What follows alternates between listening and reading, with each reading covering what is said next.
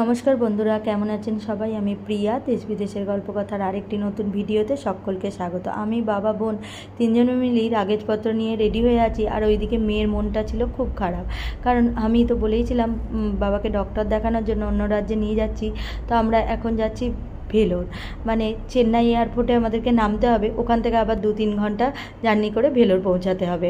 তো এইখানে আমার বাড়ির কাছেই এয়ারপোর্ট, দুর্গাপুর এয়ারপোর্ট, মাত্র বাড়ি থেকে 15 মিনিটের দূরত্বে, তো খুবই কাছে।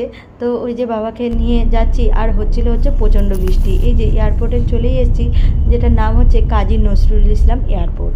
তো একটা ছোট্ট এয়ারপোর্ট, কিন্তু যেহেতু বাড়ির কাছে সেটা আরও সুবিধা হয়েছে। আর যেহেতু আমার বাবা অসুস্থ, তাই এমার্জেন্সি হিসাবেই আমরা প্লেনে আর কি নিয়ে যাচ্ছি। তো সবই সিকিউরিটি চেক ইন করে আমরা এখানে চলে এসেছি গেটের কাছে, আর অনেকটা আগেই পৌঁছে গেছিলাম।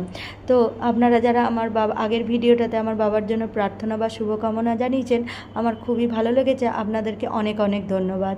এবার প্লেনে সবাই মিলে উঠবো। বাসে করে এখানে প্লেনের কাছে নিয়ে এসেছে।